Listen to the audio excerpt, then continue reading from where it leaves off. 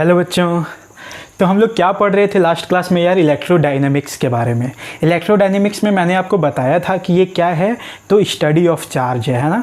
तो मैं आपको बोला था कि जब हम लोग को चार्ज के बारे में पढ़ना है तो सबसे पहले चार्ज का कंप्लीट नॉलेज होना चाहिए कि चार्ज क्या है, उसका प्रॉपर्टीज़ क्या है, ये सब कुछ हम लोग देख चुके थे।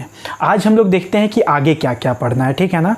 तो आज मैं आपको बताऊंगा बच्चों कि जो इलेक्ट्रोडायनेमिक्स चैप्टर है इसका बेसिक वाइब्रेशन कैसे किया गया, मतलब बेसिक क्लासिफिकेशन कैसे किया गया। तो हम लोग क्या देख रहे थे बच्चों कि इसमें हम लोग को चार्ज के बारे में पढ़ना है ना। तो चार्ज के डिफरेंट कंडीशन पे डिफरेंट चैप्टर को डिफाइन किया गया। तो देखते हैं बच्चों चार्ज का क्या क्या कंडीशन हो सकता है।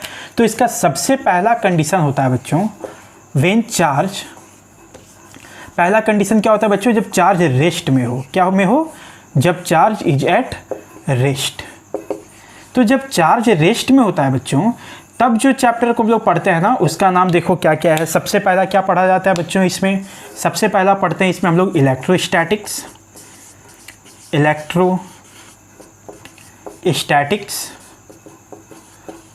दूसरा पढ़ते हैं बच्चों इसमें हम लोग कैपेसिटर। जब चार्ज क्या हो? रेस्ट में हो तब। दूसरा कंडीशन या दूसरा स्टेट चार्ज का क्या हो सकता है बच्चों? जब चार्ज मूव कर रहा हो लेकिन कांस्टेंट स्पीड के साथ। हम लोग क्या बोलेंगे बच्चों? When charge moves with constant speed. जब वो कांस्टेंट स्पीड से मूव करेगा बच्चों तब जो चैप्टर को हम लोग को पढ़ना है उसका नाम कौन कौन सा है देखो। तब उसका नाम दिया गया, सबसे पहला पढ़ना होता है बच्चों करंट। सेकंड पढ़ना है हम लोग को इसमें इलेक्ट्रोमैग्नेटिज्म।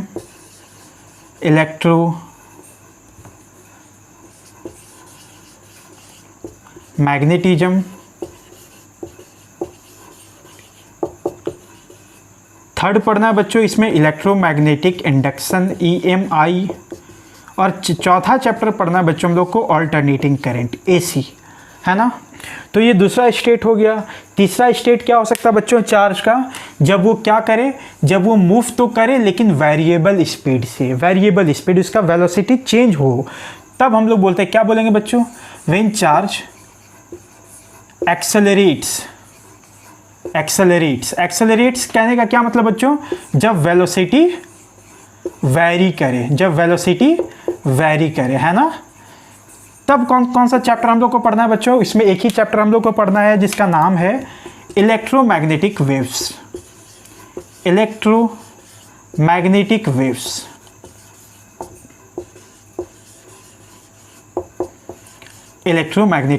वेव्स, है ना। चलो, तो हम लोग देख सकते हैं इस तरीके से इलेक्ट्रोडायनेमिक्स को क्लासिफाई किया गया। जब चार्ज रेस्ट में हो तो इलेक्ट्रोस्टैटिक्स कैपेसिटर, जब चार्ज मूव कर रहा हो लेकिन कांस्टेंट स्पीड से तब करंट, इलेक्ट्रोमैग्नेटिज्म EMI और AC। और जब चार्ज एक्सेलरेट कर रहा मतलब जब वेलोसिटी उसका लगातार चेंज हो रहा है तब हम लोग को पढ़ना पड़ता है बच्चों इलेक्ट्रोमैग्नेटिक वेव्स। ये जो इलेक्ट्रोमैग्नेटिक वेव्स जो चैप्टर है बच्चों वो केवल JEE मेंस और बोर्ड के सिलेबस में, ये JEE एडवांस के सिलेबस में नहीं है। ये केवल मेंस एंड बोर्ड में है, एडवांस में नहीं है। फिर भी हम लोग इसको पूरे डिटेल स्टडी करेंगे बच्चों जब बाद में ये चैप्टर आएगा तब। आज जो हम लोग स्टार्ट करने जा रहे हैं बच्चों वो सबसे पहला टॉपिक है जिसका नाम है इलेक्ट्रोस्टैटिक्स। क्लियर है ना। अगर आप ये बेसिक क्लासिफिकेशन उतारना चाहते हो तो उतार सकते हो, ठीक है। मैं आगे बढ़ता हूँ।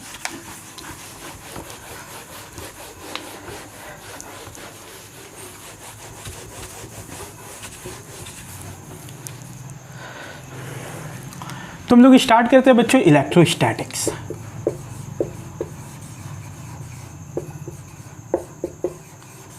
इलेक्ट्रोस्टैटिक्स। आपको याद होगा ये किस कंडीशन पे था बच्चों? जब चार्ज पार्टिकल रेस्ट में था। ये चैप्टर का नाम खुद ही बताता है कि इसमें हम लोग को क्या पढ़ना है। आप देख सकते हो बच्चों ये चैप्टर का जो नाम है ना वो दो पार्ट में डिवाइडेड है।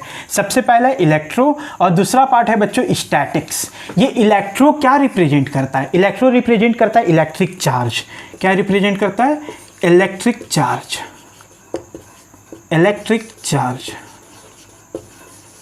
और स्टैटिक्स क्या रिप्रेजेंट करता है बच्चों? At rest. तो कहने का क्या मतलब कि इसमें हम लोग क्या पढ़ेंगे, जब इलेक्ट्रिक चार्ज रेस्ट में होगा तब जो चैप्टर पढ़ेंगे उसका नाम है इलेक्ट्रोस्टैटिक्स। क्लियर है ना। तो यहाँ पे आप इंट्रोडक्शन में लिख सकते हो बच्चों, study of charge at rest, study of charge at rest. Clear है ना। चलो तो अब देखते हैं बच्चों, जब चार्ज रेस्ट में रहेगा तो क्या क्या पढ़ना है। तो इसमें सबसे पहला टॉपिक का नाम है बच्चों कूलम्ब्स लॉ। तो हम लोग स्टार्ट करते हैं कूलम्ब्स लॉ, है ना, Coulomb's law.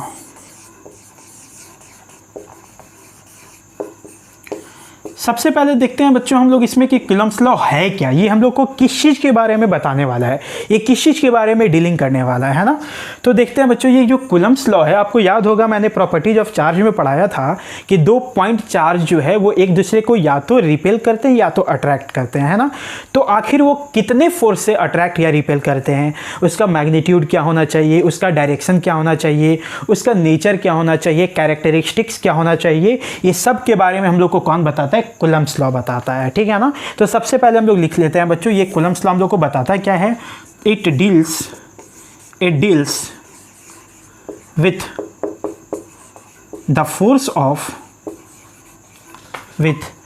Force of interaction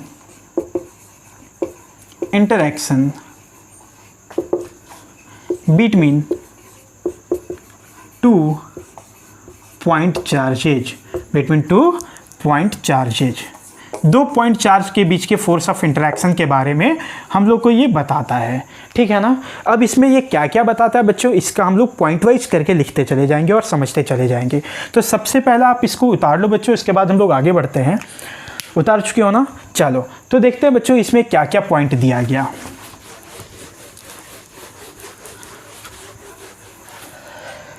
सबसे पहले जो हम लोग को बताया गया बच्चों इस लॉ में, कूलम्ब्स लॉ में, वो था वही जो हम लोग प्रॉपर्टीज ऑफ चार्ज में ऑलरेडी पढ़ चुके हैं कि 2 लाइक चार्ज क्या करता है, एक दूसरे को रिपेल करता है, और 2 अनलाइक चार्ज एक दूसरे को अट्रैक्ट करता है। लाइक चार्ज याद है ना बच्चों, प्रॉपर्टीज ऑफ चार्ज में मैंने बताया था, लाइक चार्ज मतलब 2 सिमिलर नेचर का चार्ज, मतलब या तो पॉजिटिव हो या दोनों नेगेटिव हो। ये सिमिलर नेचर के हैं तो इसको क्या बोलते हैं, लाइक चार्ज। ये दोनों क्या करते हैं, एक दूसरे को रिपेल कर रहे होते हैं। तो सबसे पहला पॉइंट यही बताया गया कूलम्ब्स लॉ में, like charges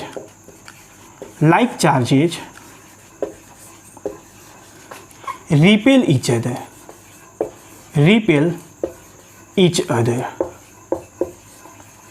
each other and unlike charges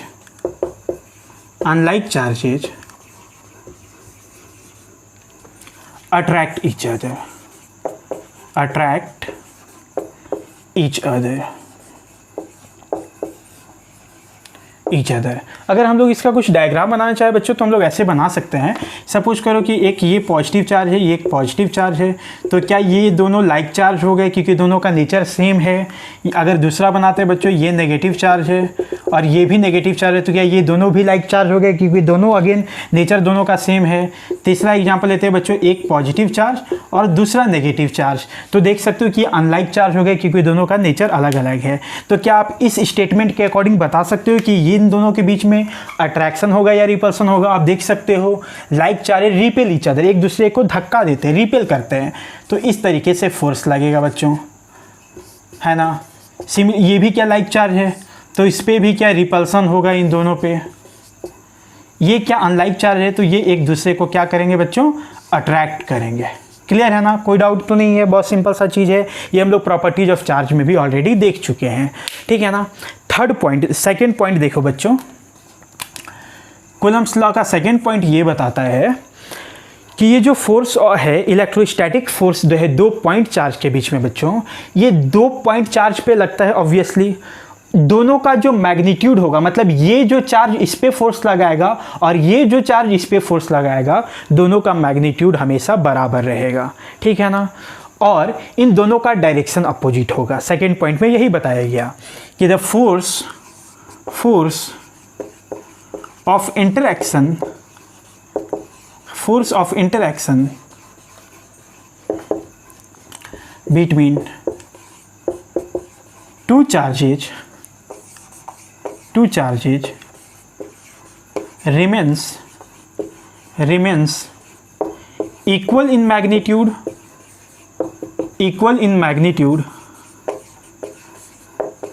and opposite in direction, equal in magnitude and opposite in direction। ठीक है, क्या होगा कि इन दोनों पे जो फोर्स लगेगा मैग्नीट्यूड सेम रहेगा और डायरेक्शन अपोजिट होगा। ठीक है बच्चों, और क्या यहाँ पे दिख रहा है कि 2 पॉइंट चार्ज पे लगेगा, तो यहाँ पे ये भी लिख सकते हैं एंड ऑब्वियसली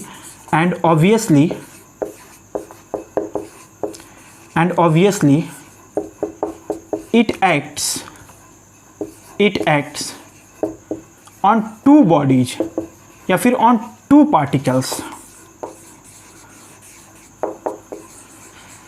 क्या ये कुछ देखा सा टाइप नहीं लग रहा बच्चों, न्यूटन्स थर्ड लॉ की तरह? क्या न्यूटन्स थर्ड लॉ में बताया गया था कि जब भी कोई फोर्स ऐसा हो जो 2 बॉडी पे लगे, इक्वल मैग्नीट्यूड में लगे, अपोजिट डायरेक्शन में लगे, तो उस तरह के फोर्स को हम लोग क्या बोलते हैं बच्चों? Action reaction pair. याद होगा ना? दैट्स वाई, तो हम लोग यहाँ बोल सकते हैं बच्चों दैट्स वाई ये जो फोर्स है electrostatic force, that's why electrostatic force is action reaction pair.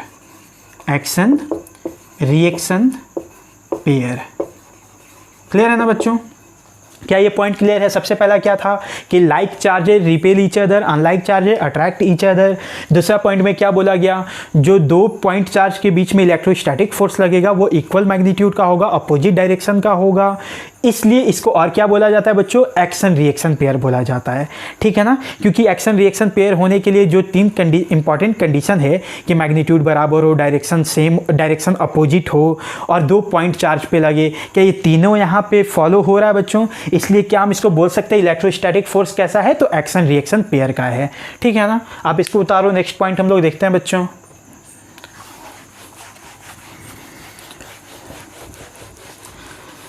अब यहाँ पे ये जो सेकेंड स्टेटमेंट था बच्चों कि the force of interaction remains equal in magnitude and opposite in direction, तो ये जैसे साइंटिस्ट इस बात को बोला ना, तो एक बहुत इंटेलिजेंट स्टूडेंट आया, बोला अच्छा 2 पॉइंट चार्ज पे लगना चाहिए, वेरी गुड, दोनों का मैग्नीट्यूड सेम होना चाहिए, सही है, दोनों का अपोजिट डायरेक्शन होना चाहिए। तो बच्चा क्या किया बच्चों, देखो कैसे वो इंटरप्रेट किया इस स्टेटमेंट को।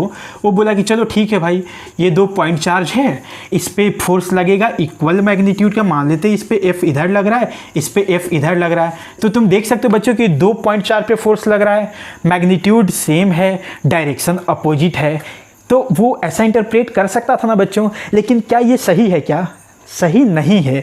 क्यों? क्योंकि ये चार्ज जब भी इस पे फोर्स लगाएगा तो इसी लाइन पे लगाएगा ना बच्चों।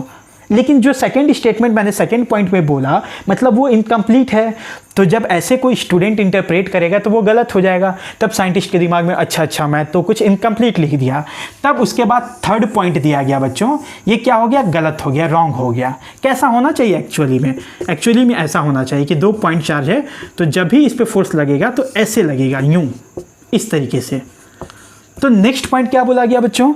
The force of interaction between 2 charges act along the line joining the charges. ठीक है, तो नेक्स्ट पॉइंट में क्या बोला गया, ध्यान से समझना, ये बिल्कुल सही है बच्चों।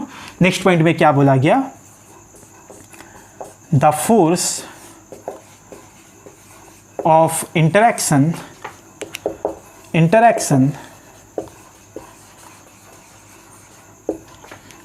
फोर्स ऑफ इंटरैक्शन, जिसको हम लोग क्या बोलते हैं बच्चों? इलेक्ट्रोस्टैटिक फोर्स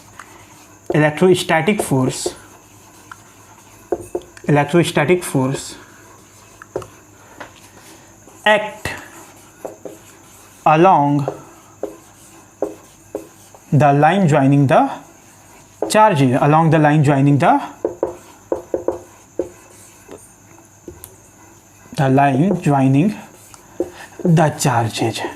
ठीक है ना बच्चों? कैसे फोर्स लगना चाहिए? तो पॉइंट चार्ज को ज्वाइन करने वाले लाइन के अलोंग ही लगना चाहिए। क्या इतना क्लियर है ना? चलो नेक्स्ट पॉइंट देखते हैं बच्चों कि हम लोग क्या देख रहे हैं, इलेक्ट्रोस्टैटिक फोर्स के बारे में देख रहे हैं। तो आप लोग वेक्टर क्वांटिटीज में पढ़े होंगे 11th के पहले चैप्टर में कि जो फोर्स होता है वो क्या होता है, एक वेक्टर क्वांटिटी होता है। वेक्टर क्वांटिटी का क्या मतलब कि उसका कुछ मैग्नीट्यूड भी होना चाहिए, कुछ डायरेक्शन भी होना चाहिए। तो नेक्स्ट पॉइंट जो है बच्चों, इन्हीं मैग्नीट्यूड और डायरेक्शन पे बात की गई। तो क्या बताया गया बच्चों, नेक्स्ट पॉइंट में ध्यान से समझना कि जो फोर्स ऑफ इंटरेक्शन होता है, दो पॉइंट के चार्ज के बीच में जो फोर्स ऑफ इंटरेक्शन होता है वो कैसा होता है, उसके मैग्नीट्यूड के बारे में बताया गया। तो क्या बोला गया बच्चों, the magnitude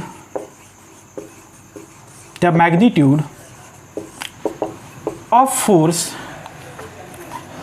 of interaction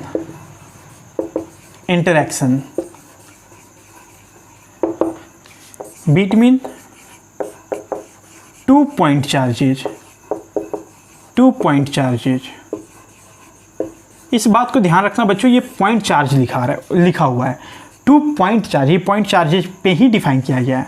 the force of interaction between 2 point charges is given by, कैसे दिया गया बच्चों, देखो इज गिवन एज, कैसे दिया गया, जो 2 पॉइंट चार्ज के बीच में जो फोर्स होता है ना बच्चों, वो कुछ यूं होता है, F is directly proportional to Q, F is directly proportional to Q2 and inversely proportional to R square. ठीक है ना। सपोज करो बच्चों यहाँ पे हमारे पास कोई 2 फोर्स है, इसको मैं डिलीट करता हूँ बच्चों, इसको उतार लिए होगे तो अगर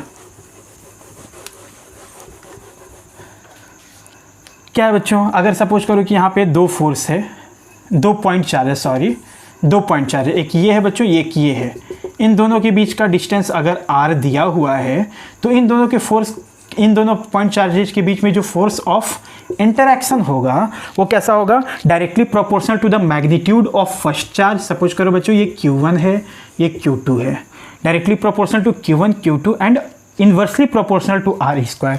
ये Q1 Q2 क्या है बच्चों, मैग्नीट्यूड ऑफ चार्जेज है। इसका मतलब अगर प्लस प्लस है, जैसे यहाँ +2 कूलम है, यहाँ -2 कूलम है, तो यहाँ पे प्लस प्लस में ही लिखोगे, मैग्नीट्यूड लिखोगे, साइन के साथ नहीं लिखोगे। ठीक है ना, ठीक है। चलो अब क्या करते हैं बच्चों, जब इसको कंबाइन करते हैं, जब कंबाइन करते हैं सारे इक्वेशन को, कंबाइन ऑल द इक्वेशन, जब सारे इक्वेशन को हम लोग कंबाइन करते हैं बच्चों, तो हमारे पास F कैसा आता है, directly proportional to Q1 Q2 by R square. ठीक है। अब आपको ये बात पता होगा बच्चों कि जब भी कोई ऐसा एक्सप्रेशन आता है तो ये प्रोपोर्शनलिटी कांस्टेंट हटाने का क्या तरीका होता है कि यहाँ पे इक्वल टू लिखो और एक प्रोपोर्शनलिटी कांस्टेंट का वैल्यू दे दो। तो इसको जब तोड़ा गया बच्चों तो कैसा दिखाया गया, देखो F equals to K Q1 Q2 by R square, जहाँ पे ये K क्या है बच्चों, electrostatics force constant, electrostatics force constant. ठीक है ना बच्चों, क्या है ये, इलेक्ट्रोस्टैटिक्स फोर्स कांस्टेंट। इस K का वैल्यू क्या होता है बच्चों, इसको थोड़ा सा अगर हम लोग और आगे बढ़ाना चाहें तो इस K को लिखा जाता है बच्चों 1/4 pi epsilon not, 1/4 pi epsilon not, और इसका वैल्यू होता है बच्चों ऐसा यूनिट में 9 × 10 to the power 9, 9 × 10 to the power 9। और इसका यूनिट क्या होगा बच्चों, आप बताओ, अगर ये K है, ये न्यूटन में होगा, ये मीटर स्क्वायर में होगा, इसका यूनिट क्या होता है, coulomb into coulomb, coulomb square. तो K का यूनिट क्या हो जाएगा, न्यूटन मीटर स्क्वायर पर कूलम स्क्वायर। तो इसको लिख सकते हैं ना, इसका यूनिट न्यूटन मीटर स्क्वायर पर कूलम स्क्वायर, इस K का वैल्यू है। और K को और कैसे लिखा जा सकता है बच्चों, 1/4 पाई एप्सिलॉन नॉट। ठीक है ना। अब ये एप्सिलॉन नॉट क्या है सर, तो एप्सिलॉन नॉट को कैसे क्या लिखते हैं बच्चों, इसका क्या मतलब है, इसको बोलते हैं permittivity of vacuum, permittivity of vacuum. आप यूँ समझो बच्चों कि ये वैक्यूम का एक प्रॉपर्टी है। ठीक है ना, इसको बोलते हैं परमिटिविटी ऑफ वैक्यूम। अब ये क्या होता है सर, तो इसको हम पढ़ाएंगे बच्चों जब मैं आपको पढ़ाऊंगा डाइलेक्ट्रिक कांस्टेंट। ठीक है ना, जब डाइलेक्ट्रिक कांस्टेंट पढ़ाऊंगा, इसी चैप्टर में बहुत आगे पढ़ना है डाइलेक्ट्रिक कांस्टेंट के बारे में, तब आपको समझ में आएगा कि एप्सिलॉन नॉट का एक्चुअल मतलब क्या होता है। तो अभी आपके काम का केवल ये है कि आप इसको याद रख लो। ठीक है ना। तो हम लोग जब इसका नेट लिखेंगे बच्चों, जब नेट फोर्स लिखेंगे तो हम लोग क्या लिखेंगे, देखो यहाँ पे अगर मैं यहाँ पे लिख करके दिखाऊं तो फाइनली हमारे पास फोर्स क्या आया, फोर्स का वैल्यू क्या है बच्चों, 1/4 pi epsilon not Q1 Q2 by R square. Clear है ना बच्चों? This is the exact formula for force of interaction between 2 point charges. क्या इतना क्लियर है बच्चों? हो गया। चलो मैं क्या बोल रहा हूँ, इसको क्या बोलते हैं, परमिटिविटी ऑफ वैक्यूम, जिसके बारे में आपको डाइलेक्ट्रिक कांस्टेंट के टाइम में पढ़ाया जाएगा।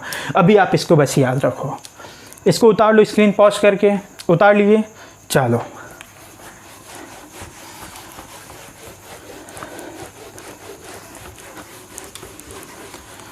तो हम लोग क्या देख रहे थे बच्चों कि जब भी कोई 2 पॉइंट चार्ज होगा तो उसके बीच का जो फोर्स ऑफ इंटरेक्शन होगा उसका मैग्नीट्यूड क्या आएगा। तो क्या हम लोग मैग्नीट्यूड देख लिए, F इक्वल्स टू कितना आ गया, Q1 Q2 1/4 pi epsilon not Q1 Q2 by R square. और 1/4 पाई एप्सिलॉन नॉट का वैल्यू कितना है, 9 × 10⁹ न्यूटन मीटर स्क्वायर पर कूलम्ब स्क्वायर। ठीक है ना बच्चों? चलो अभी आगे देखो, ये जो फॉर्मूला था बच्चों, थोड़ा ध्यान से समझना। ये जो फॉर्मूला आया 2 पॉइंट चार्ज के बीच का, ये जो फोर्स F ऐसे लग रहा था बच्चों, ये Q1 था, ये Q2 था, और इन दोनों के बीच का जो डिस्टेंस R था, ये जो फॉर्मूला F आया, ये जो फॉर्मूला F आया वो कितना है बच्चों, तो 1/4 pi epsilon not Q1 Q2 by R square. ये फॉर्मूला किस पे वैलिड है बच्चों, केवल वैक्यूम में वैलिड, इन वैक्यूम। वैक्यूम मतलब 2 चार्ज के बीच में कोई मीडियम ना हो, मतलब एकदम खाली फ्री स्पेस हो, तब ये फॉर्मूला वैलिड है। तो आप बोलो कि सर अगर ये 2 पॉइंट चार्ज को अगर हम किसी मीडियम में ले जाके रख दिए, मतलब पानी में रख दिए या ग्लास में रख दिए या किसी और मीडियम में रख दिए, तो क्या ये फोर्स चेंज हो जाएगा सर? बिल्कुल फोर्स चेंज हो जाएगा। तो हम लोग को नेक्स्ट पॉइंट में क्या बताया गया बच्चों, the force of interaction between 2 point charges, या फिर यूँ बोले the electrostatic force between 2 point charges depends upon the medium. अब वो मीडियम पे कैसे चेंज होगा बच्चों, वो कब बताऊंगा, जब मैं एप्सिलॉन नॉट के बारे में बताऊंगा। और वो कहाँ बताऊंगा बच्चों, डाइलेक्ट्रिक कांस्टेंट के बारे में। वो अभी अपने काम का नहीं है, ठीक है ना? चलो तो हम लोग नेक्स्ट पॉइंट, 4th पॉइंट पे लिखते हैं बच्चों, the electrostatic force, the electrostatics force between 2 point charge, between 2 point charges, या फिर हम ऐसे बोल सकते हैं बच्चों, और net force on any charge depends upon the medium, depends upon the medium. ठीक है ना बच्चों? मीडियम के चेंज करने से क्या फोर्स ऑफ इंटरेक्शन चेंज हो जाएगा? Of course force of interaction change हो जाएगा। वो कैसे चेंज करेगा ये हम लोग डाइलेक्ट्रिक कांस्टेंट के बारे के टाइम में देखेंगे। तो अभी बस आपको ये याद रखना है पॉइंट में, क्योंकि ये कूलम्ब्स लॉ बताता है। ठीक है ना? चलो नेक्स्ट हम लोग को देखना है बच्चों 5वां नंबर पे क्या बताया गया बच्चों, कि ये जो फोर्स होता है ना, देखो ध्यान से देखो, अगर सपोज करो कि ऐसा कुछ, इधर x एक्सिस ले लेते हैं, इधर y एक्सिस ले लेते हैं, ओरिजिन पे एक चार्ज ले लेते हैं बच्चों Q1, जो कि फिक्स्ड है। कैसा है? फिक्स किया हुआ है। और यहाँ पे कोई चार्ज ले लेते हैं Q2। इन दोनों के बीच का डिस्टेंस कितना हो जाएगा बच्चों? क्या x हो जाएगा? क्योंकि हमने x एक्सिस पे रखे हो, मान ले कोई x है, तो आप बता सकते हो ना कि ये जो चार्ज है, इस चार्ज को क्या ऐसे रिपेल कर रहा होगा अलॉन्ग द लाइन जॉइनिंग, और ये चार्ज भी इस पे क्या रिपल्सन फोर्स लगा रहा होगा F इस साइड में। तो अगर हम इस फोर्स की बात करें बच्चों, इस फोर्स की बात करें इस पे, तो क्या फोर्स इक्वल्स टू हम लोग क्या लिखेंगे, क्या Q1 Q2 by x square लिखेंगे ना? ये क्या कुछ ऐसा है क्या बच्चों कि फोर्स क्या फंक्शन ऑफ x है ना? अच्छा ये डायरेक्शन क्या है, क्या पॉजिटिव x एक्सिस है? तो क्या हम लोग ऐसा कुछ लिख सकते हैं? अब आप देख सकते हो F को क्या लिख सकते हो, something function of x into I cap, ऐसा लिख सकते हो क्या बच्चों? क्योंकि देखो फंक्शन ऑफ x दिया हुआ है। ये फोर्स का फॉर्मेट कुछ यूं आ रहा है, इसका मतलब क्या ये फोर्स कंजर्वेटिव नेचर का होना चाहिए? अब ये क्या है सर? आप याद करो, जब आप वर्क पावर एनर्जी पढ़ोगे तो आपके टीचर ने पढ़ाया होगा कि ये जो फोर्स होता है ना, वो दो टाइप का होता है। सबसे पहला होता है कंजर्वेटिव फोर्स, दूसरा होता है non conservative force. Conservative force क्या होता है बच्चों? जिसका वर्क डन पाथ पे डिपेंड नहीं करता वो क्या होता है? Conservative force. और जिसका वर्क डन पाथ पे डिपेंड करता है उसको क्या बोलते हैं? Non conservative force. ठीक है ना? अब कंजर्वेटिव फोर्स को कैसे पहचानेंगे सर कि कौन सा कंजर्वेटिव फोर्स है, कौन सा नॉन कंजर्वेटिव फोर्स है? तो कंजर्वेटिव फोर्स का 3 इंपॉर्टेंट फॉर्मेट होता है बच्चों, जिसमें सबसे पहला फॉर्मेट ये होता है कि अगर कोई फोर्स कुछ इस तरीके से हो, बच्चों, एफ एक्स आई कैप प्लस एफ वाई जे कैप प्लस एफ जेड के कैप, अगर इस फॉर्मेट का हो तो वो फोर्स कैसा कहलाता है बच्चों? वो कैसा होता है? कंजर्वेटिव नेचर का होता है। है ना? क्या आप देख सकते हो बच्चों कि ये इलेक्ट्रोस्टैटिक फोर्स भी क्या इस फॉर्मेट को फॉलो कर रहा है? देखो, F of x I cap है ना, इसका मतलब क्या इलेक्ट्रोस्टैटिक फोर्स भी कंजर्वेटिव नेचर का होता है ना? क्या ये आपको समझ में आ रहा है? ठीक है, मैं एक बार फिर से बताता हूं बच्चों कि कोई भी फोर्स को दो पार्ट में डिवाइड किया जा सकता है, एक कंजर्वेटिव, दूसरा नॉन कंजर्वेटिव। कंजर्वेटिव वो होता है जिसका वर्क डन पाथ पे डिपेंड नहीं करता, नॉन कंजर्वेटिव वो होता है जिसका वर्क डन पाथ पे डिपेंड करता है। अब सवाल आया कि सर कैसे पहचानेंगे कि वो कंजर्वेटिव है या नॉन कंजर्वेटिव है? तो कंजर्वेटिव का 3 ही इंपॉर्टेंट फॉर्मेट है बच्चों, जो आपको वर्क पावर एनर्जी में पढ़ाया गया होगा, जिसका पहला फॉर्मेट है कुछ इस तरीके का, एफ एक्स आई कैप मतलब फंक्शन ऑफ एक्स हो, आई कैप फंक्शन ऑफ वाई हो, जे कैप फंक्शन ऑफ जेड हो, के कैप। तो ये जो फॉर्मेट फॉलो करता है वो कैसा होता है बच्चों? Conservative nature. चूंकि दिख रहा है कि इलेक्ट्रोस्टैटिक फोर्स भी इस फॉर्मेट को फॉलो कर रहा है, इसका मतलब हम बोल सकते हैं ना कि जो इलेक्ट्रोस्टैटिक फोर्स होता है वो कैसा होता है? कंजर्वेटिव नेचर का होता है। क्लियर है ना? तो यहां पे हम लोग लिख सकते हैं बच्चों, जगह तो बचा ही नहीं यार, इसको उतार लो पहले, उसके बाद मैं लिखवाता हूं। इसको उतार लो, उतार लिए। देखो, इसी 5th पॉइंट में ही बच्चों हम लोग क्या लिख सकते हैं? 5th पॉइंट में क्या लिख सकते हैं बच्चों? इलेक्ट्रोस्टैटिक फोर्स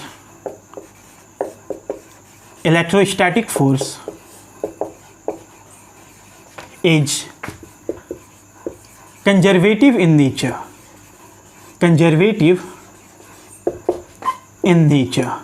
वो क्यों बच्चों? क्योंकि मैं दिखाया कि वो फॉर्मेट को फॉलो करता है। कंजर्वेटिव इन नेचर कहने का क्या मतलब बच्चों? हम लोग लिख सकते हैं कंजर्वेटिव इन नेचर का क्या मतलब लिख सकते हैं? Work done does not depends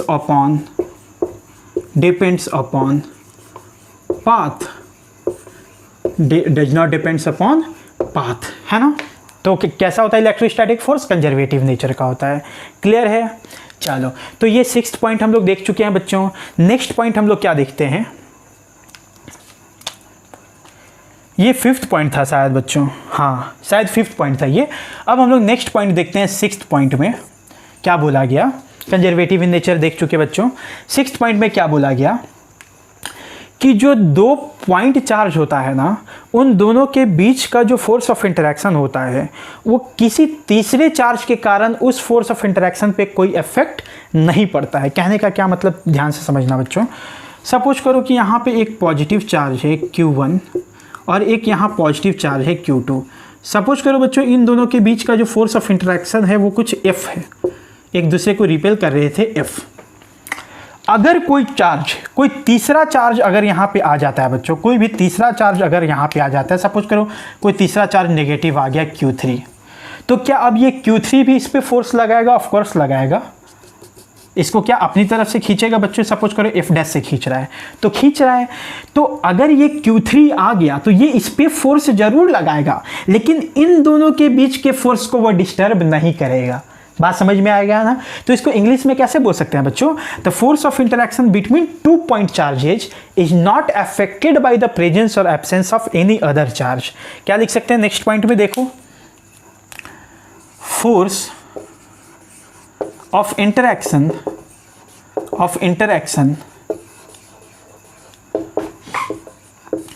between two charges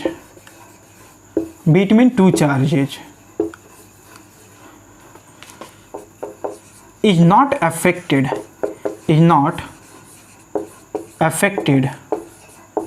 by the presence or absence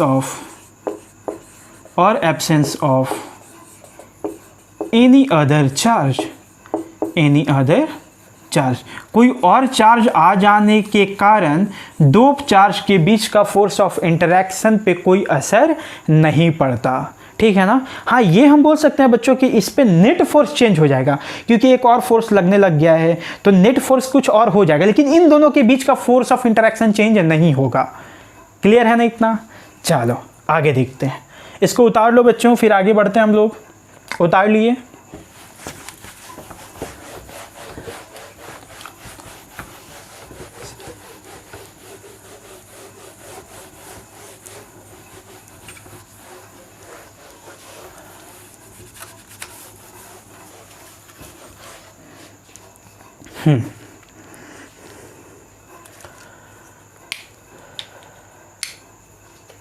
देखो बच्चों, नेक्स्ट पॉइंट हम लोग को क्या देखना है। हम लोग ये फॉर्मूला अभी जो देखे थे बच्चों, 7th पॉइंट में देखते हैं। 7th पॉइंट में ये जो फॉर्मूला हमारा डिराइव हुआ था ना, ये F equals to Q1 Q2 मतलब K Q1 Q2 by R square, K Q1 Q2 by R square. ये क्या होता है बच्चों? ये जो फोर्स, जो फॉर्मूला डिराइव किया गया, ये दो पॉइंट चार्ज के बीच में ही वैलिड होता है। This formula remains valid only for point charges, केवल पॉइंट चार्ज के लिए ही डिफाइंड है बच्चों। ऐसा क्यों? देखो ऐसा कैसे था ये फोर्स, आप याद करो कि अगर ये Q1 था, इन दोनों के बीच में अगर एक और चार्ज आ गया Q2, इन दोनों के बीच का अगर डिस्टेंस R है बच्चों, तो ये दोनों पे एक दूसरे पे फोर्स लगाते हैं कुछ ऐसा, जिसका फॉर्मूला ये आता है। तो जब भी आप ये फॉर्मूला मतलब पुट करोगे आंसर सॉल्व करने के लिए, तो Q1 Q2 R क्या है? R दो पॉइंट चार्ज के बीच का डिस्टेंस है, ठीक है। अगर आप सपोज करो एक डिस्ट्रीब्यूटेड चार्ज ले लेते हो, कुछ ऐसा कोई डिस्ट्रीब्यूटेड चार्ज ले लेते हो, और दूसरा पॉइंट चार्ज ले लेते हो Q2, या फिर इसको यूँ लिख लेते हैं बच्चों प्लस Q2। तो अगर अब, और ये टोटल चार्ज है Q1, अगर ये वाला फॉर्मूला पे आप पुट करना चाहो तो पुट कर पाओगे क्या? चलो Q1 Q2 पुट कर दिए, K भी पुट कर दिए, R क्या पुट करोगे? क्या इन दोनों के बीच का कोई डिस्टेंस यूनिक डिस्टेंस है क्या? इस पॉइंट और इस चार्ज के बीच का डिस्टेंस अलग है, इस पॉइंट और इस चार्ज के बीच का डिस्टेंस अलग है, इस पॉइंट और इस चार्ज के बीच का डिस्टेंस अलग है। मतलब इन दोनों चार्जेस के बीच में कोई यूनिक डिस्टेंस नहीं है, यूनिक R का वैल्यू नहीं है। मतलब हम लोग हम लोग डिस्ट्रीब्यूटेड चार्ज पे फॉर्मूला को अप्लाई नहीं कर सकते, ये केवल पॉइंट चार्ज के लिए ही वैलिड है। क्लियर है ना बच्चों? चलो अब आगे नेक्स्ट पॉइंट देखो। चूंकि बच्चों ये जो फोर्स ऑफ इंटरैक्शन होता है, सिंस ऐसे लिखते हैं बच्चों, सिंस ये जो फोर्स ऑफ इंटरैक्शन होता है वो inversely proportional to R square होता है, इसलिए ऐसा बोला जाता है कि इट फॉलोज, मतलब electrostatic force follows inverse square rule. Simple सी बात है बच्चों। क्यों बोला गया ऐसा? क्योंकि inversely proportional to the R square होता है, square of the distance between two point charge, इसलिए इसको क्या बोला जाता है कि इन्वर्स स्क्वायर लॉ को फॉलो करता है। क्लियर है ना? बहुत सिंपल सी चीज़ है। नेक्स्ट पॉइंट देखो बच्चों, इसमें और क्या बताया गया, ध्यान से समझने की कोशिश करना। शुरुआत में जो हम बताए थे बच्चों, याद करो कि जो भी दो पॉइंट चार्ज के बीच में जो फोर्स ऑफ इंटरैक्शन होता है ना, वो इक्वल मैग्नीट्यूड का होना चाहिए, अपोजिट डायरेक्शन का होना चाहिए, है ना। इक्वल मैग्नीट्यूड का होना चाहिए, अपोजिट डायरेक्शन का होना चाहिए, और क्या होना चाहिए, उन दो पॉइंट चार्ज पे लगना चाहिए। इसलिए इसको हम लोग क्या बोले थे बच्चों? एक्शन रिएक्शन पेयर बोले थे क्या? एक्शन रिएक्शन पेयर बोले थे, ठीक है ना। अब देखो एक्शन रिएक्शन पेयर बोले थे, उसमें एक ऐसा बच्चा इंटरप्रेट कर सकता है ना बच्चों। देखो एक स्टूडेंट आया, बहुत इंटेलिजेंट स्टूडेंट, सपोज करो वो बोला कि ठीक है सर ये Q1 है, ये Q2 है, Q1 है, Q2 है। हम क्या करते हैं, फोर्स सर ऐसे लगा देते हैं, फोर्स ऐसे लगा देते हैं। क्या ये सही है क्या बच्चों?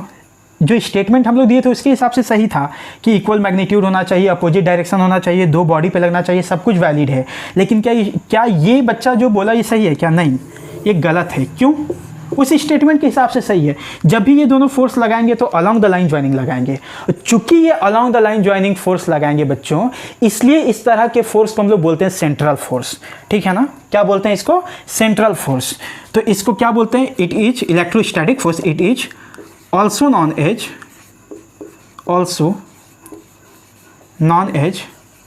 central force। Central force clear है ना बच्चों? क्यों इसको सेंट्रल फोर्स बोला गया? Because it acts along the line joining, the charges. Clear है ना बच्चों? इसको क्या बोला गया? Point charges. मतलब इसको क्या बोला गया बच्चों? Central force. इस तरह के फोर्स को क्या बोलते हैं? Central force. क्लियर है ना? चलो इसको उतार लो बच्चों, उतार लो फटाक से, मैं रब करूँ आगे बताऊँ। हो गया? चलो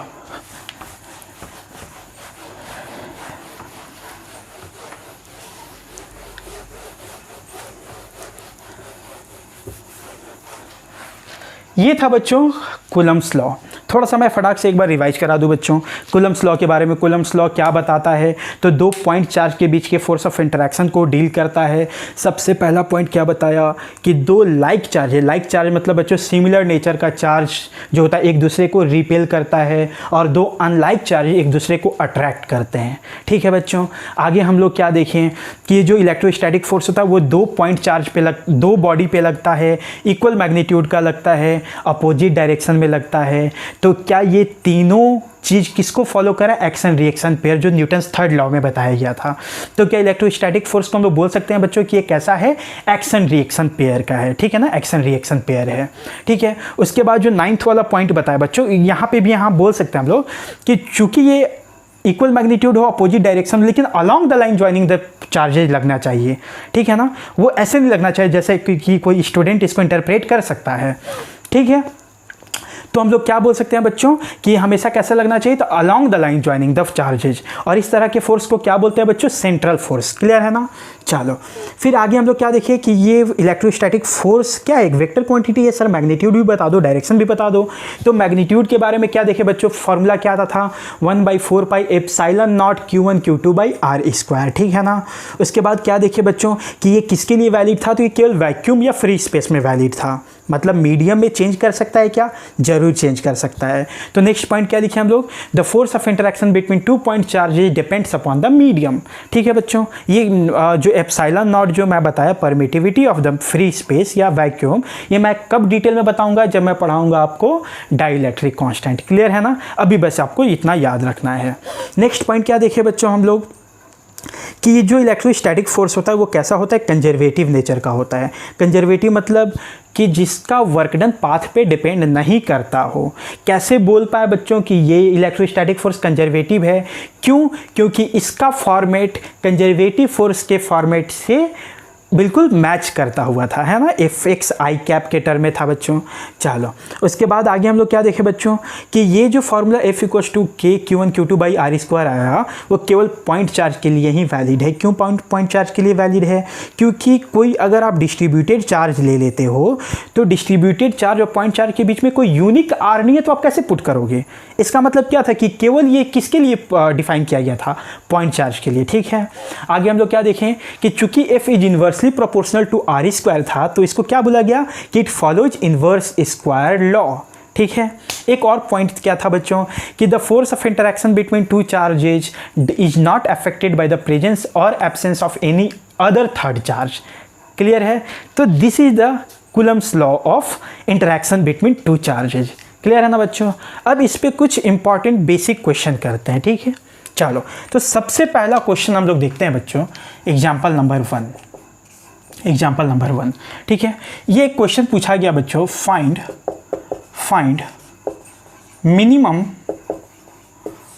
फोर्स ऑफ इंटरैक्शन,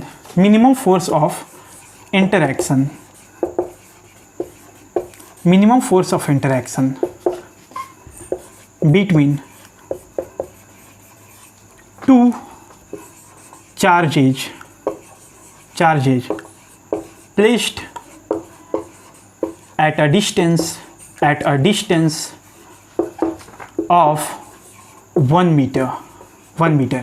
कहने का क्या मतलब बच्चों कि कोई दो चार्ज ले लिया गया, कोई भी दो चार्ज, पॉजिटिव नेगेटिव कुछ भी ले सकते हो, हम लोग को मैग्नीट्यूड से मतलब है। ठीक है बच्चों, इसको बोला गया कि इन दोनों के बीच का डिस्टेंस है बच्चों 1 मीटर। अब बताओ कि इन दोनों के बीच का मिनिमम फोर्स कितना हो सकता है। तो फोर्स का फॉर्मूला क्या था बच्चों, आपको याद होगा, फोर्स इक्वल्स टू क्या था, क्या K Q1 Q2 by R square, यही था ना, यही था। क्या K फिक्स रहता है, कांस्टेंट वैल्यू है, R यहाँ बोल चुका है 1 मीटर है, ये भी फिक्स है। तो आप इस फोर्स को मिनिमाइज करने के लिए किसको मिनिमम करोगे, क्या इन दोनों चार्ज को मिनिमम रखना होगा। और चार्ज का मिनिमम वैल्यू कितना पॉसिबल है बच्चों, स्मॉलेस्ट यूनिट ऑफ चार्ज क्या होता है, मैं आपको प्रॉपर्टीज ऑफ चार्ज में बताया था कि स्मॉलेस्ट यूनिट ऑफ चार्ज कितना होता है, इलेक्ट्रॉनिक चार्ज। तो क्या फोर्स मिनिमम हम लिख सकते हैं बच्चों, क्या एक चार्ज मिनिमम कितना, ई ही पॉसिबल है, तो कितना हो जाए, ई पुट कर दो, के ई स्क्वायर और आर की जगह पे 1 पुट कर दो, तो क्या ये 1 हो गया बच्चों। तो फोर्स मिनिमम कितना आ गया, के ई स्क्वायर। बहुत सिंपल है बच्चों, ये बहुत अच्छा क्वेश्चन है और ये पूछा गया था जेई मेंस में एक बार, जेई मेंस में। बहुत सिंपल क्वेश्चन बच्चों, 4 नंबर का था, बहुत आसानी से लाया जा सकता था। क्लियर है ना। इसमें आपको क्या मतलब, आपका एनालिसिस क्या किया गया कि आपको प्रॉपर्टीज ऑफ चार्ज पता है कि नहीं, कि आपको ये पता है कि नहीं कि चार्ज का मिनिमम वैल्यू कितना हो सकता है। बाकी इसमें बहुत ज़्यादा कॉन्सेप्ट नहीं है। क्लियर है ना। चलो नेक्स्ट क्वेश्चन देखते हैं बच्चों, इसको उतार लो आप, हो गया।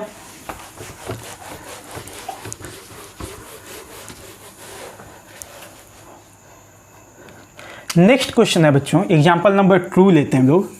एग्जाम्पल नंबर 2,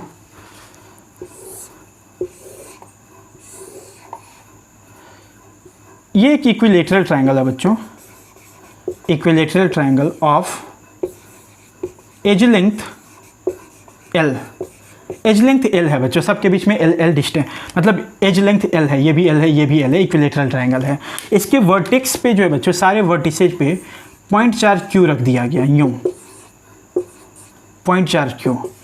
अब बोला गया कि find force on any one charge, किसी भी एक पॉइंट चार्ज पे नेट फोर्स बताओ, किसी भी एक पॉइंट चार्ज पे नेट फोर्स बताओ। बता सकते बच्चों, सपोज करो कि मैं इस पे निकालता हूँ, तो देखो क्या ये पॉजिटिव चार्ज इस पॉजिटिव चार्ज को रिपेल करेगा या अट्रैक्ट करेगा। देखो क्या ये दोनों लाइक चार्ज है, सेम नेचर का चार्ज है, और सेम नेचर का चार्ज एक दूसरे को रिपेल करता है, तो क्या ये इसको रिपेल करेगा बच्चों, यूं है ना। मान लो F1, तो F1 क्या लिख सकते हो बच्चों, कितना मैग्नीट्यूड होगा, तो क्या फॉर्मूला था, K Q1 Q2 by R square ना, तो K Q1 Q2 Q into Q, क्या Q स्क्वायर हो जाएगा बच्चों, डिवाइडेड बाई L स्क्वायर। क्या यही F1 का वैल्यू हो गया, डायरेक्शन दिख रहा है बच्चों। ठीक है, इसको थोड़ा सा इधर लिखते हैं बच्चों, F1 equals to K Q square by L square. अब देखो दूसरा फोर्स देखो बच्चों, क्या इस पॉजिटिव चार्ज पे ये तो फोर्स ऑफ रिपल्सन लगाया ही, क्या इस पॉइंट चार्ज पे ये भी फोर्स ऑफ रिपल्सन लगाएगा ना। कैसे, इस डायरेक्शन में बच्चों ऐसे लगाएगा। इसको F2 अगर मानते हो बच्चों, तो क्या F2 का वैल्यू भी लिख सकते हो, K Q1 Q2 by R square, क्या सेम होगा, देखो K Q square by L square. तुम देख सकते हो ये दोनों फोर्स का मैग्नीट्यूड सेम है, तो क्या सिंपली हम इन दोनों का मैग्नीट्यूड F लिख सकते हैं ना बच्चों, क्योंकि दोनों का मैग्नीट्यूड सेम है। ठीक है, अब बहुत आसान है यार, किसी भी एक बॉडी पे दो फोर्स लग रहा है, दोनों का रिजल्टेंट निकालना हम लोग को आता है, वेक्टर लॉ से याद करो। कैसे निकलेगा बताओ, क्या ये दो अगर इक्वल मैग्नीट्यूड का फोर्स लगता है बच्चों, तो क्या रिजल्टेंट इन दोनों के बीचों बीच आता है, ऐसा कुछ। इसके ये कितना एंगल है बच्चों, 60 डिग्री है ना, तो ये पूरा 60 डिग्री होगा, और ये जो रिजल्टेंट नेट फोर्स होगा क्या बीचों बीच होगा, मतलब ये 30 डिग्री पे होगा बच्चों, 30 डिग्री पे, ये क्या हो गया F नेट। अब आप फ्रॉम ट्रायंगल लॉ निकाल सकते हो, from triangle law F net क्या लिख सकते हो, आपको पता होगा बच्चों, F नेट क्या होगा, अंडर रूट F1 का होल स्क्वायर प्लस F2 का whole square plus 2F1 F2 cos theta, जो भी एंगल होगा बच्चों इन दोनों फोर्स के बीच में, है ना। बस पुट कर दो, आंसर आ जाएगा, बहुत सिंपल है। अब क्या ये भी F है, ये भी F है, सब ऐसे अगर F पुट कर दे बच्चों तो F square plus F square plus 2F square cos, दोनों फोर्स के बीच का एंगल कितना है बच्चों, एक ये और एक ये, इन दोनों फोर्स के बीच का एंगल आपको दिख रहा है, ये 60 डिग्री है, तो क्या ये भी 60 डिग्री होगा। तो क्या थीटा के जगह पे हम लोग को 60 डिग्री ले लेना चाहिए। 60 डिग्री ले लो और इसको सॉल्व कर दो, कितना हो जाएगा बच्चों बताओ। क्या ये 2F स्क्वायर हो जाएगा प्लस क्या ये भी 2F स्क्वायर होगा, लेकिन कॉस 60 डिग्री का वैल्यू कितना हो जाएगा बच्चों, 1/2 होता है, क्या होता है ना। तो ये कितना हो गया देखो आप, हाँ 2F square plus 2F square cos 60 degree का वैल्यू कितना होता है, सॉरी हाँ बिल्कुल, कॉस 60 डिग्री का वैल्यू 1/2 होता है। तो ये कितना हो गया बच्चों, 2F square plus F square 3F square हो गया, मतलब ये कितना आ गया √3F। तो ये कितना हो गया बच्चों बताओ, √3F का वैल्यू हमारे पास है KQ square by L square. तो क्या F नेट का वैल्यू हमारे पास आ चुका है बच्चों। बहुत सिंपल है, इसमें कौन सा गणित है यार, ये तो बहुत सिंपल है, हम लोग वेक्टर में ऑलरेडी पढ़े हैं। तो मेन इलेक्ट्रोस्टैटिक्स का यूज क्या है, बस ये फॉर्मूला लिखने में, बाकी सब तो फिर मैकेनिक्स है, ठीक है ना। चलो उतार लो इसको, फिर नेक्स्ट क्वेश्चन कराता हूँ। हो गया,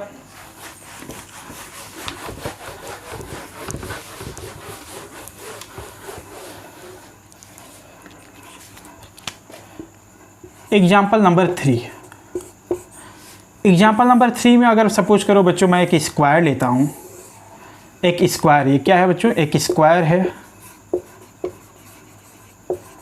ऑफ एज लेंथ,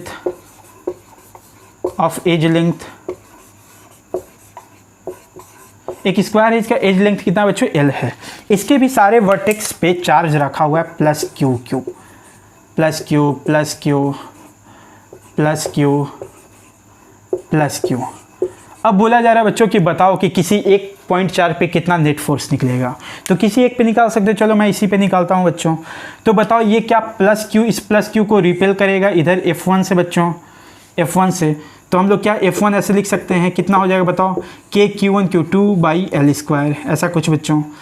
क्या ये पॉजिटिव चार्ज भी इसको ऐसे रिपेल कर रहा होगा, इसको सपोज करो बच्चों क्या इसका भी फॉर्मूला अगर लिखोगे तो कितना हो जाएगा, KQ square by L square, यही होगा ना बच्चों। तुम देख सकते हो कि इसका मैग्नीट्यूड सेम है, तो क्या मैं इसको भी F1 दे दूँ, कोई दिक्कत है। चलो क्या ये पॉजिटिव चार्ज भी इसको रिपेल कर रहा होगा बच्चों, along the line joining the charge, ऐसा कुछ, ऐसा। इसको मान लेते हैं बच्चों F2 का वैल्यू लिख सकते हो क्या बच्चों, बिल्कुल लिख सकते हैं सर। कितना हो जाएगा, KQ1 Q2 by R square. क्या इन दोनों के बीच का डिस्टेंस ये होगा बच्चों, अगर ये L है तो क्या ये √2L हो जाएगा। तो यहाँ पे √2L का होल स्क्वायर ले लोगे तो क्या हो जाएगा 2L स्क्वायर। तो क्या F1 F2 पता चल गया बच्चों। अब एक चार्ज पे, एक बॉडी पे 3 चार्ज, इसका रिजल्टेंट हम लोग फाइंड कर सकते हैं। आप देख सकते हो कि अगेन ये वाला फोर्स और ये वाला फोर्स का मैग्नीट्यूड सेम है ना, तो इसका रिजल्टेंट क्या इसके बीचों बीच आएगा बच्चों, आएगा ना, बीचों बीच आएगा यूं। तो नेट फोर्स कितना हो जाएगा बच्चों, देखो F नेट, ये जो F2 है प्लस क्या F1 का एक कंपोनेंट इधर और इस F1 का भी एक कंपोनेंट इधर, क्या ये 45 डिग्री है। तो कितना हो जाएगा बच्चों, F1 cos 45 डिग्री प्लस इसका भी component F1 cos 45 degree. I hope आपको वेक्टर सॉल्व करने आता होगा बच्चों।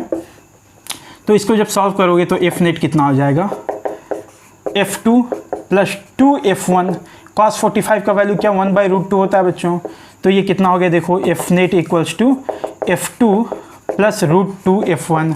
अब बस वैल्यू पुट कर दो, आंसर आ गया बच्चों। जब वैल्यू पुट करोगे तो क्या F2 कितना है, तो KQ square by 2L square है plus √2 KQ square by L square है। अब आप कॉमन ले लो, आंसर आ गया KQ square by L square 1/2 plus √2। This is the F net. क्या F नेट का मैग्नीट्यूड पता चल गया बच्चों, और डायरेक्शन भी दिख रहा है कि इसी डायरेक्शन में होगा F नेट, है ना, डेफिनेट।